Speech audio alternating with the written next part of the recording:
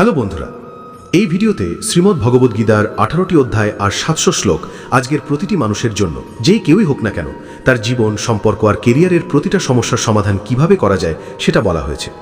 বন্ধুরা, পুরো 18টি অধ্যায় এখানে অন্তর্ভুক্ত করা হয়েছে, আর প্রতিটি অধ্যায়ের শুরুতে আমি আপনাদের বলবো কি কি শিখতে পারবেন। তারপর সেই অধ্যায় খুব সহজ ভাষায় ব্যাখ্যা করা হবে। এরপর আমি আপনাদের বলবো সেই থেকে আমাদের জীবনে আসা সব ভালো ফলাফল সম্পর্কে। বন্ধুরা, যদি আপনার মনে হয় যে ভগবদ্গীতায় শুধু ঈশ্বরকে কিভাবে উপাসনা করতে হয় তা লেখা আছে, বলে তুমি ভুল করছো। কারণ ভগবদ্গীতা শুধু একটা বই বা ধর্মীয় শাস্ত্র নয়, বরং এতে এমন জ্ঞান আছে যা এই পৃথিবীতে থাকা প্রতিটি মানুষের জন্য দরকারি। এই গীতা আমাদের শেখায় কিভাবে স্বপ্নগুলো পূরণ করা যায়, আমাদের ব্যক্তিত্ব কিভাবে গড়ে ওঠে, কিভাবে ইতিবাচক শক্তি সৃষ্টি করা যায়, সুখ কি, বড় বড় সমস্যার সমাধান কিভাবে খুঁজে পাওয়া যায়, সিদ্ধান্ত কিভাবে নিতে হয়, ব্রেকআপের আঘাত কিভাবে পার হওয়া যায়, কিভাবে মানসিকভাবে স্থিতিশীল হওয়া যায়, আরও অনেক কিছু। এই জীবনের যাত্রায় আমরা সবাই আমাদের স্বপ্নের পেছনে ছুটে চলি। কিছু অর্জনের আকাঙ্ক্ষা থাকে, আর সত্যি বলতে সবাই চায় সবকিছু ভালোভাবে করতে। প্রত্যেকে দ্রুত কেরিয়ারে উন্নতি করতে চায় আর কোটিপতি হওয়ার স্বপ্ন দেখে। আমরা সবাই জীবন থেকে অনেক কিছু শেখার ইচ্ছে রাখি এবং জীবনের প্রতিটি দিক বোঝার চেষ্টা করি। এই গীতা আমাদের জীবনের সঠিক পথ দেখায়। এটা আমাদের জানায় আমরা মারা যাওয়ার পরে কি হয় এবং কিভাবে এই মহাবিশ্ব সৃষ্টি হয়েছে, ঈশ্বরের অস্তিত্ব কেমন, এটা কিভাবে নিশ্চিত, আমরা কি পুনর্জন্ম নেই, এই জীবন কি সত্যিই বাস্তব অথবা একটা মায়া। কিন্তু আমরা কি ভেবেছি যে আমাদের স্বপ্ন পূরণের জন্য আমরা ক্লান্ত না হয়েই, কোনো দিক নির্দেশনা ছাড়া, কোনো সাহায্য ছাড়া সফল হতে পারি? আমাদের মোটিভেশন কি এতটাই বেশি? আমাদের শক্ত থাকতে হবে আর কখনো হাল ছাড়তে হবে না। অনেকবার দেখেছি, যখনই আমরা কোনো মোটিভেশনাল ভিডিও দেখি আমাদের উদ্দীপনা বেড়ে যায়, কিন্তু কাজ শুরু করলেই সেই উদ্দীপনা হারিয়ে যায়। এটাই হয় যে একা কাজ করার সময় মোটিভেশন কমে যায়। তাই এই ভিডিওটা হয়তো লম্বা, কিন্তু যদি এতে দেওয়া গোপন কথা বুঝতে পারি, তাহলে আমরা আর কোনো মোটিভেশনাল ভিডিও খুঁজতে হবে না, আর আমরা আমাদের লক্ষ্য অর্জন করতে পারবো। এটা আমাদের জীবনে যা পেতে চাই তা অর্জনের দিকে এগিয়ে যেতে সাহায্য করবে। কিন্তু এটা বুঝতে হলে আমাদের মনোযোগ দিয়ে বসে ভিডিওটা শুনতে ও বুঝতে হবে। আর যদি মাঝপথে ভিডিও বন্ধ করতে চান তাহলে করেন, কারণ অসম্পূর্ণ জ্ঞান কখনো কখনো অজ্ঞাত থাকার চাইতেও বেশি ক্ষতিকর হতে পারে। আর শ্রীকৃষ্ণ গীতায় বলেছেন, গোপন জ্ঞান জোর করে কাউকে দেওয়া উচিত নয়। তো বন্ধু, এই পৃথিবীতে এমন প্রশ্নের উত্তর দিন যা একজনই আমাদের বর্তমান এবং ভবিষ্যতের মহাবিশ্বের সেরা মোটিভেশনাল স্পিকার। তার নাম কি? হ্যাঁ, ঠিকই বলছি, তিনি হলেন ভগবান শ্রীকৃষ্ণ। মহাভারতের যুদ্ধে বহু যুগ আগে শ্রীকৃষ্ণ এমন জ্ঞান দিয়েছিলেন যা আজকের 21 শতকের মানুষের জীবনযাত্রার সঙ্গে একদম ফিট করে। বড় বড় গবেষকরাও অবাক হয়ে যাচ্ছেন কিভাবে এটা সম্ভব যে মহাভারতের যুদ্ধে দেওয়া সেই জ্ঞান পড়ে মহাত্মারা গান্ধী, আলবার্ট আইনস্টাইন, অ্যানি বে, সেন্ট সুনিতা উইলিয়ামস, স্বামী বিবেকানন্দ আর আরও অনেকেই তাদের জীবন বদলে ফেলেছে। বন্ধুরা, এই ভগবদ্গীতার জ্ঞানী দুঃখী আর পরাজিত অর্জুনকে, যিনি তার ধনু ফেলে দিয়েছিলেন, মহাভারতের যুদ্ধ শুরু হওয়ার আগেই বাঁচিয়ে দিয়েছিল, জীবনের সবচেয়ে বড় জয়ী করে তুলেছিল। যখন তুমি দেখবে তুমি সফলতার দিকে এগোচ্ছ, তখন তুমি অনুভব করবে যে তুমি জীবনের সব সমস্যার সামনে অর্জুনের মতো দাঁড়িয়ে আছো, আর তোমার জন্য গীতার এক বিশেষ জ্ঞান পাওয়া আছে। এটা তোমার অধিকার এটা বুঝতে এবং তোমার জীবনে এর পথ নির্দেশ পেতে। ভগবদ্গীতার অনন্য জ্ঞান বুঝলে তুমি আশ্চর্যজনক উপলব্ধি করবে যে এই অমূল্য জ্ঞান আমাদের আসল উদ্দেশ্যের দিকে নিয়ে যায়। এই বইটি সংস্কৃত ভাষায় লেখা হলেও তুমি হিন্দি, ইংরেজি এবং অন্যান্য ভাষাতেও এর অনুভূতি পাবে। আমি তোমাকে নিয়ে যাব কুরুক্ষেত্রের সেই অনন্য যুদ্ধে, যেখানে আমি বুঝিয়ে দেব কেন ঈশ্বর শেষ পর্যন্ত তার জ্ঞান দেওয়ার সিদ্ধান্ত নিলেন। তো চলো কুরুক্ষেত্রের সেই যুদ্ধে, যেখানে পাণ্ডব আর কৌরব যুদ্ধের জন্য প্রস্তুত। আর এখান থেকেই শুরু হয় ভগবদ্গীতার প্রথম অংশ। অধ্যায় শুরু হয় অর্জুন বিষাদ যোগ দিয়ে, মানে অর্জুনের মানসিক দ্বিধা দিয়ে। বন্ধুরা, এই চূড়ান্ত জ্ঞান জানার আগে কমেন্টে একটা জয় শ্রী রাধেকৃষ্ণ লিখতে ভুলিও না। আর যদি এই ভিডিও থেকে কিছু শিখো, তাহলে ভিডিওটা লাইক করো আর চ্যানেলটা সাবস্ক্রাইব করো। সাবস্ক্রাইব করে ঘন্টার বেল আইকনটা সব সেট করো। এবার চলো বন্ধু, সামনে এগিয়ে যাই। এই প্রথম অধ্যায় থেকে আমরা বুঝতে পারি আমাদের জীবনে এমন অনেক জিনিস আছে যা আমাদের সামনে এগোনো থামিয়ে দেয়। যদিও আমাদের কাছে প্রচুর জ্ঞানের ভাণ্ডার থাকে, আমাদের ক্ষমতাও থাকতে পারে, তবুও আমরা ঠিক সিদ্ধান্ত নিতে পারছিল না আর কাজেও সফল হচ্ছিল না। পাশাপাশি আমরা জানব কিভাবে একজন মানুষ নিজের স্বপ্নকে বাস্তবে বদলে ফেলতে পারে। কৌরবদের মধ্যে দুর্যোধনের মনে ছিল খুশি, অসংখ্য আশা ছিল, তার একটা বিশাল সেনাবাহিনী ছিল, তার সাথে ছিলেন মহান যোদ্ধারা যেমন গুরু দ্রোণাচার্য আর গুরু কৃপাচার্য। পাণ্ডবদের সেনাবাহিনীতেও ছিলেন ভগবান কৃষ্ণ, অর্জুন, ভীম এবং 5 পাণ্ডব ভাই। এই যুদ্ধ আসলে সম্পূর্ণ একটা পারিবারিক যুদ্ধে পরিণত হয়েছিল। পাণ্ডব আর কৌরব দুই পক্ষই, তারা সবাই একটা বড় পরিবারের সদস্য ছিল। তবুও প্রত্যেকের মনেই ছিল একে অন্যকে হারানোর ইচ্ছা। অর্জুন আর শ্রীকৃষ্ণ মিলে তার সেনাবাহিনীর সামনে নিয়ে এলো, যাতে সে দেখতে পায় কে কে মানুষকে তখনই হত্যা করতে হবে। শ্রীকৃষ্ণ অর্জুনের রথকে ময়দানের মাঝখানে নিয়ে গেলেন। সেখানেই কুরুক্ষেত্রের যুদ্ধক্ষেত্রে দাদা ভীষ্ম আর যখন সেখানে তারা দুজন, তাদের পরিবারের সদস্য আর তাদের গুরুদের শিষ্যরাই দেখা যাচ্ছিল। এই দৃশ্য দেখে অর্জুন খুব দুঃখ পেল আর কৃষ্ণকে বলল, এখানে সবাই আমার আত্মীয় স্বজন, আমি আমার নিজের লোকদের বিরুদ্ধে লড়াই করতে চাই না। যদি কেউ এই রাজ্যের জন্য আমাকে মেরে ফেলতে পারে, তাহলে কেউ যদি এই তিনজনকেই দিয়ে দেয়, আমি এমন যুদ্ধে লড়াই করব না যেখানে আমাকে আমার নিজের লোকদের হত্যা করতে হবে। গীতার এই প্রথম অধ্যায় থেকে আমরা শিখতে পারি আসল চিন্তা কেমন হওয়া উচিত। কখনোই জানো না আমাদের কাজের উদ্দেশ্য কি। আমরা কি চ্যালেঞ্জের মুখোমুখি হব? আর যখন কোনো খারাপ পরিস্থিতির সম্মুখীন হই, তখন আমরা আমাদের ধৈর্য হারিয়ে ফেলি, নার্ভাস হয়ে পড়ি আর আমাদের আসল ধর্ম ভুলে যাই। যদিও অর্জুন যুদ্ধকুশল, ধনুর্বিদ্যায় পারদর্শী এবং তিনি গুরু দ্রোণাচার্যের শিষ্য ছিলেন, যিনি আমাকে যুদ্ধের জন্য ধনু তোলার কলা শিখিয়েছিলেন, কিন্তু তার অতি লাগাবের কারণে সে সঠিক সিদ্ধান্ত নিতে পারেনি। এখান থেকে আমরা শিখি, জীবনের সমস্যার মুখোমুখি হলে যখন আমরা এগিয়ে যাওয়ার জন্য প্রস্তুত থাকি, তখন আমাদের লাগাব থেকে দূরে থাকতে হবে। বন্ধুরা, তোমরা এটা এভাবে বোঝো, ধরো তোমার কারো প্রতি অন্তর থেকে গভীর ভালোবাসা আছে, কিন্তু সেই মানুষটা তোমার ভালোবাসাটা বুঝতে চায় না। তার ভালোবাসার জন্য তোমাকে জড়িয়ে পড়তে হবে না, কারণ কোনো ধরনের আসক্তি ক্ষতিকর হতে পারে। যতক্ষণ আসক্তি থাকবে, তোমার আত্মার ধর্ম পূরণ করা সম্ভব নয়। গীতার দ্বিতীয় অধ্যায় সংখ্যাযোগ বা পুরুষ প্রকৃতি নিয়ে আলোচনা করে, যেখানে বলা হয়েছে মানুষ 5 উপাদানের সমন্বয়ে সৃষ্টি: আগুন, জল, মাটি, বায়ু। শেষ পর্যন্ত মানুষ এইগুলোর মধ্যে মিশে যায়। এই কথা বলেছিলেন ভগবান শ্রীকৃষ্ণ অর্জুনকে। জীবনের সবচেয়ে বড় যোগ হচ্ছে কর্মযোগ। ভাগবত গীতার দ্বিতীয় অধ্যায় থেকে আমরা শিখি মানসিক স্থিরতা, আত্মা, মৃত্যু, পুনর্জন্ম আর সিদ্ধান্ত নেওয়ার কথা। এখানে আমরা রাগের সবচেয়ে বড় কারণ আর তাদের সমাধানও পাই। যখন অর্জুন যুদ্ধ করতে অস্বীকার করল, ত্রিশরথী শ্রীকৃষ্ণ বললেন, হে অর্জুন, হঠাৎ তোমার কি হয়েছে? তোমার মতো মহান যোদ্ধার মুখ থেকে এসব কথা শোভা পায় না, তাই তোমার মনের এই দুর্বলতা ছেড়ে আবার যুদ্ধের জন্য ওঠো। এই কথায় অর্জুন বলল, এই যুদ্ধের চাইতে ভিক্ষুক হওয়াই ভালো, কারণ আমার তো কোনো বড় উদ্দেশ্যই নেই, আমার ঠিক মিছের জ্ঞানও নেই, তাই তোমার পথপ্রদর্শন চাই। শ্রীকৃষ্ণ হাসলেন, কেউ যদি কিছু চায় আমি কি দেব না? এখান থেকেই শ্রীমদ্ ভাগবত গীতার জ্ঞান শুরু হয়, যা তোমারও জানা উচিত আর অর্জুনের অনুভূতিও বুঝতে হবে। শ্রীকৃষ্ণ অর্জুনকে বললেন, হঠাৎ করেই ভয় পেলি? ভয় পেও না, কারণ যারা মারা যাবে তারা তোমার হাতে মারা যাবে আর তোমাকেই তাদের মেরে ফেলতে হবে। এই সব মানুষ আগের জন্ম আর ভবিষ্যৎ থেকে উদ্ধার হবে। জন্মের সঙ্গে তাদের কোনো সম্পর্ক নেই, তারা তোমার মতো চিরন্তন। তাই যেমন তুমি পুরনো জামা কাপড় খুলে নতুন জামা পরো, তেমনি আত্মা শরীর ত্যাগ করে।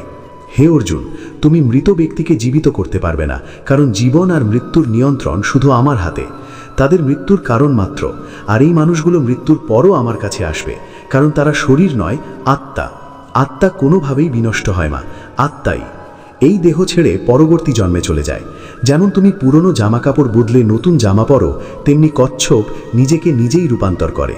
ঠিক তেমনি একজন মানুষ তার ইচ্ছেগুলো নিয়ন্ত্রণ করে। যে মানুষ তার মনের সব ইচ্ছে আর কাজের ফলাফল নিয়ে চিন্তা বন্ধ করে দেয়, তাকে স্থির মনের বলা হয়, যার মন থেকে সব ধরনের ভয়, আবেগ আর রাগ দূর হয়। মানুষ শান্ত থাকে, কিন্তু যখন আমরা আমাদের ইচ্ছেগুলো পূরণের চিন্তা চালিয়ে যাই, তখন আমরা ওই ইচ্ছেগুলো পছন্দ করতে শুরু করি। তারপর ইচ্ছেগুলো পূরণের ইচ্ছে জন্মায়, আর তখন যদি সেই ইচ্ছেগুলো পূরণে কোনো বাধা আসে, তখন আমরা রেগে যাই, আর রাগে আমরা নিজের নিয়ন্ত্রণ হারিয়ে ফেলি। তারপর আমরা আমাদের কর্ম আর ধর্ম ভুলে যাই আর আমাদের মর্যাদার নিচে চলে যাই। কিন্তু যে মানুষ তার ইচ্ছেগুলো নিয়ন্ত্রণ করে এবং তাদের দাস হয় না, তার বিবেক পরিষ্কার থাকে আর তার দুঃখ থেকে মুক্তি থাকে। যখন তার সব দুঃখ শেষ হয়, তখন তার বুদ্ধি স্থির হয়। কিন্তু যার ইচ্ছে আর চাওয়া মন থেকে যায় না, সে কখনো শান্ত থাকতে পারে না। আর শান্তি পাওয়ার সম্ভাবনাই না থাকলে সে কিভাবে সুখী হতে পারে? তার অবস্থা একদম নৌকোর মতো, যা যে কোনো দিকে নিজের ইচ্ছে মতো নেওয়া যেতে পারে। স্থির মনের প্রাণীরা সমুদ্রের মতো স্থির থাকে, আর এমন ধরনের প্রাণীরা মৃত্যুর পর আমার কাছে আশ্রয়ের জন্য আসে। এখন বন্ধুরা, আমরা এই অধ্যায়ের বাস্তবতায় আসলাম। এবং অনেকেই আছেন যারা তাদের প্রিয়জনকে হারিয়েছেন, আর যারা এখনও তাদের প্রিয়জনের মৃত্যু দেখেননি তাদের জানানো উচিত যে জীবনে একদিন তাদেরও কেউ প্রিয়জন অবশ্যই মারা যাবে। কিন্তু তখন দুঃখিত হওয়ার দরকার নেই, কারণ ঈশ্বর নিজেই আছে আমাদের মনে করিয়ে দিল যে আমাদের জীবন শুরুর আগেও আমরা এই পৃথিবীতে ছিলাম না, আর মৃত্যুর পরেও নেই। তাই মৃত্যুকে ভয় পাওয়ার কোনো কারণ নেই, কারণ আমরা হয় চিরকালই ঈশ্বরের সঙ্গে মিলিত হব, নতবা আবার জন্ম নেব। আর যখন সবাই একসঙ্গে এক জায়গায় মিলবে তখন কেন কাঁদার বা শোক করার? এটা প্রকৃতির নিয়ম। মনে রাখতে হবে, আমরা শুধু শরীর নই, আমরা আত্মা, ঈশ্বরের একটা অংশ। আর যেই ঈশ্বর আমাদের সৃষ্টি করেছেন আমরা তার কাছে যাওয়ার চেষ্টা করা উচিত, আর তার মধ্যে মিলেমিশে যাওয়া উচিত। এই পৃথিবী একটা মায়া যা ঈশ্বর সৃষ্টি করেছেন। আমরা দেখলাম অর্জুন সিদ্ধান্ত নিতে পারছিল না। যখন আমরা কোনো সিদ্ধান্ত নিই তখন একটা অংশ তার কথা বলে আর আরেকটা অংশ আমাদের আসল কাজ করে। আর এই খেলা টেমার মধ্যে আমরা আমাদের আসল কাজটা করতে পারছি না, যেটা আমাদের জীবনের সাফল্যের পথে এগিয়ে নিয়ে যায়। এটা একটা উদাহরণের মাধ্যমে বুঝি। ধরো তুমি তোমার বাড়ি থেকে অন্য কোনো শহরে পড়াশোনা বা চাকরির জন্য চলে গেছো। যদি তোমাকে চাকরির জন্য বা তোমার কোনো লক্ষ্য পূরণের জন্য যেতে হয় তাহলে তোমাকে তোমার পরিবারের প্রতি মমত্ববোধ ছেড়ে দিতে হবে। ঠিক তেমনি প্রতিটি সিদ্ধান্তে তোমার মনে রাখতে হবে যে তোমার আবেগ আর তোমার আসল কাজের মধ্যে কোনটা বেশি জরুরি। আমরা আলোচনা করব আমাদের সমস্যার সবচেয়ে বড় কারণ কি এবং তার মূল সমাধান কি। বন্ধুরা, আমাদের দুঃখের সবচেয়ে বড় কারণ হলো নিজের ইচ্ছের কথা ভাবা। যখন আমরা আমাদের ইচ্ছে নিয়ে ভাবি, সময়ের সাথে সাথে আমরা সেগুলো পূরণ করার চেষ্টা করি, আর যখন সেই চেষ্টা ব্যর্থ হয় তখন রাগ জেগে ওঠে। আর রাগ এমন একটা জিনিস যা কোনো মানুষ তার শরীর ছাড়ার আগে ছাড়ে না, তাই তুমি এর ভোগান্তি ভোগ করতে হবে। তুমি হাল ছেড়ে দিতে পারো না, তোমাকে প্রতিদিন কাজ করতে হবে, ঠিক যেমন তোমাকে খেতে হয় আর শ্বাস নিতে হয়। আর যদি তুমি যাই করো, তোমার ইচ্ছেগুলো থামানোর চেষ্টা করো, তবুও কখনো সন্দেহ করবে না যে তুমি তোমার ইচ্ছেগুলো পূরণ করতে পারবে। তুমি এই নিয়ে ভাববে না, মানে তুমি অবশ্যই কাজটা করবে, সেটা সচেতনভাবে বা অজান্তে, কারণ তুমি মানুষ আর তোমার ধর্মের বাঁধনেও বাধা। তাই তোমার জন্য কর্মপথই ভালো ত্যাগের পথের থেকে। যেমন জ্ঞান যোগ বা সাংখ্য যোগের বদলে হবে কর্মযোগ। আর তাই ভাবো, এটা তুমি করছো না, তোমার শরীর করছে। তুমি প্রকৃতির দাস হয়ে কাজ করছো। ফলের আশা না করে যোগ অনুসারে তোমার কাজ করো। কারণ যদি তুমি নিজেকে তোমার কাজের কর্তা মনে করো, যদি তুমি রাজি না হও, তাহলে আমি তোমার কর্তা হব। আর আমি যখন তোমার কর্তা হব তখন তুমি চাই না বলেই তোমাকে সব আরাম আর সুবিধা দেব। তুমি কঠোর পরিশ্রম না করে আরাম আর রাজত্ব উপভোগ করো, তাহলে তুমি চোরের মতো হয়ে যাবে, আর তুমি কখনো ঈশ্বর অর্থাৎ আমাকে পাবে না। তুমি আমার মধ্যে মিলিত হতে পারবে না। যেমনটা মহান মানুষ খায় খাওয়ার জন্য নয়, বাঁচার জন্য, ঠিক তেমনি তুমিও লড়াই করো ফলের জন্য নয়, ভালো করার জন্য। হে অর্জুন, তুমি মানুষদের মধ্যে সেরা। তুমি বড় হয়ে গেছো, তাই তুমি যা করবে তোমার সন্তানরা বা ভবিষ্যতের সব প্রজন্ম তা করবে।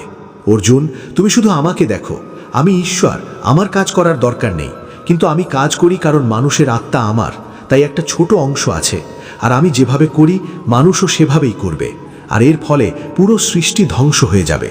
যদি কেউ তোমাকে সাপোর্ট না করে বা যদি কেউ তোমার ফজিলত নষ্ট করে কথা বলে, তাহলে তুমি চুপচাপ তোমার কাজ চালিয়ে যাও। এভাবেই কিছু সময় পর সেই মানুষটাও তোমার মতোই কাজ করতে শুরু করবে। এই দুনিয়ায় সবচেয়ে বোকা আর দুঃখী হলো সেই ব্যক্তি যে মনে করে সে নিজের কাজ করছে। আর এমন বোকাদের জ্ঞানী মানুষরা কখনো গুরুত্ব দেয় না। তাই হে অর্জুন, তোমার উচিত নয় নিজের আপন কর্মের বন্ধনে বাধা পড়া। তোমার যুদ্ধ লড়ো কোনো আশা, কোনো দয়া বা অনুতাপ ছাড়াই। হে অর্জুন, তোমার নিজের ধর্ম আর কাজ, নিজেদের ধর্ম আর কাজকর্ম অন্যদের থেকে ভালো আর মহান মনে করা উচিত।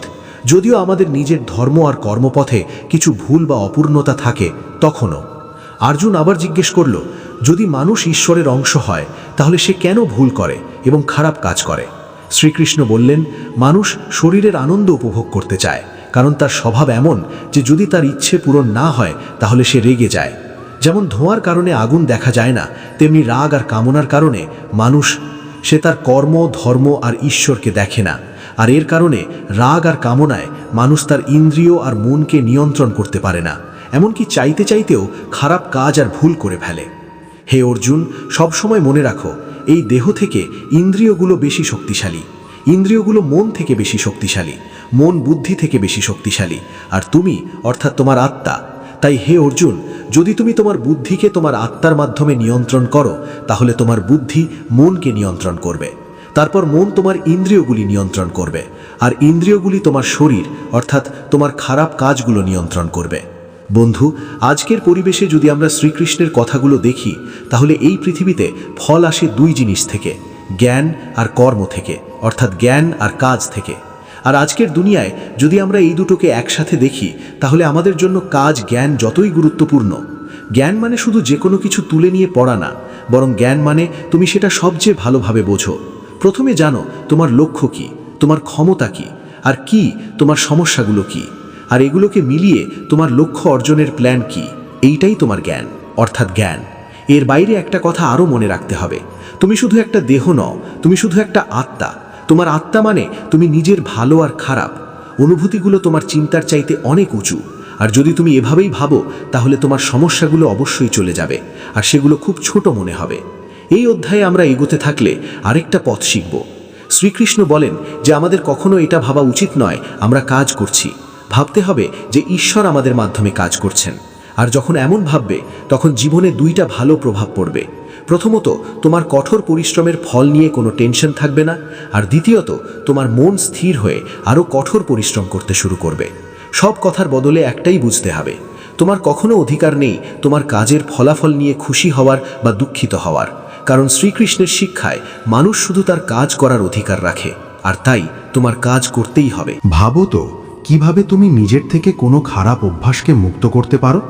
এটা খুব সহজ ভাষায় বোঝানো যায়। নিজের মনে করো তুমি ঈশ্বরের একটা ছোট অংশ, অর্থাৎ আত্মা। এরপর তুমি নিজের মনের ওপর নিয়ন্ত্রণ করো অন্তর্দৃষ্টি মাধ্যমে, অর্থাৎ নিজের ওপর ধ্যান করে। মনের মাধ্যমে তুমি নিজের ইন্দ্রিয়গুলোর ওপর নিয়ন্ত্রণ করো, তখন খারাপ অভ্যাস ত্যাগ করা কোনো কঠিন ব্যাপার থাকবে না। চতুর্থ অধ্যায়, জ্ঞান কর্ম সন্ন্যাস যোগ, অর্থাৎ সাগুণা ঈশ্বরের প্রভাব এবং কর্মযোগের বিষয়। আমরা ভাগবত গীতার চতুর্থ অধ্যায় থেকে এই আলোচনা শুরু করব। জানতে হবে কখন আর কী রূপে ঈশ্বর পৃথিবীতে আসেন, আর কিভাবে গুরু থেকে জ্ঞান পাওয়া যায়, আর কেন জ্ঞান দরকার। শ্রীকৃষ্ণ অর্জুনকে বললেন, ও অর্জুন, আমি অনেক আগেই এই মহান গীতা জ্ঞান দিয়েছিলাম, কিন্তু সময়ের সাথে সাথে সেটা হারিয়ে গেছে। কথা শুনে অর্জুন বলল, কৃষ্ণ, আপনি এখনকার সময়ে আছেন, তাহলে এত ভালোভাবে কিভাবে পুরনো সময়ে এটা সম্ভব হয়েছিল? শ্রীকৃষ্ণ বললেন, ও অর্জুন, তুমি জানো না কত জন্ম আমরা দুজনের হয়েছে। যখন এই পৃথিবীতে ধর্মের অস্তিত্ব সংকটে পড়ে, তখন অন্যায় নাশ করতে মানুষ রূপে আমি এই পৃথিবীতে এসেছি। কাজ শেষ করে শরীর এখানে রেখে ফিরে যাব। যেমন একজন শিষ্য আমাকে অনেক ভালোবাসে, তেমনি আমি আমার শিষ্যদের অনেক ভালোবাসি। যদিও আমি এই পৃথিবী সৃষ্টি করেছি, তবুও আমি মনে করি না এটা আমার। তাই কোনো কাজ করার সময় মানুষ কখনো ভাববে না যে কাজটা সে করছে। যে মানুষ কোনো কাজের ফল বা সুখ দুঃখের বাইরে থেকে কাজ করে, সে সবচেয়ে মহান। যার শরীরে কোনো অহংকার থাকে না, শুধুমাত্র সেই ব্যক্তি তার ইন্দ্রিয়গুলো নিয়ন্ত্রণ করতে পারে। সবচেয়ে ভালো আর যে অর্জুন এই পৃথিবীতে সুখী হতে পারে না, সে কোথাও সুখী হতে পারে না।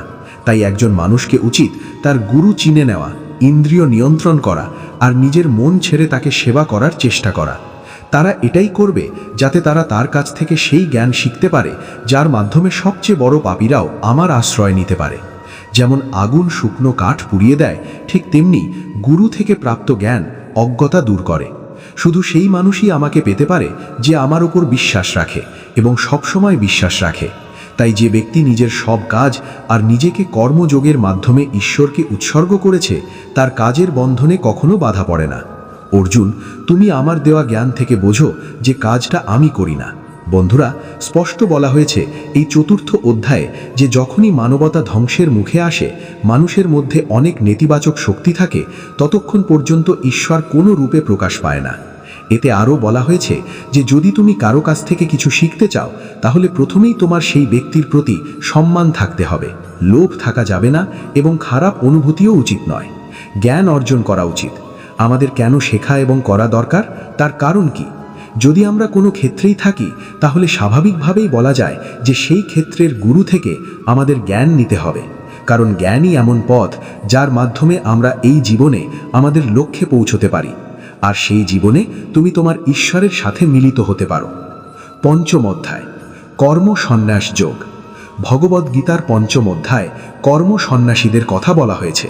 এবং আমরা জানব কিভাবে আমাদের লক্ষ্য অর্জন করতে হয় এবং কিভাবে আমাদের শরীর আমাদের অলসতায় বাধা দেয়। অর্জুন বলেছে,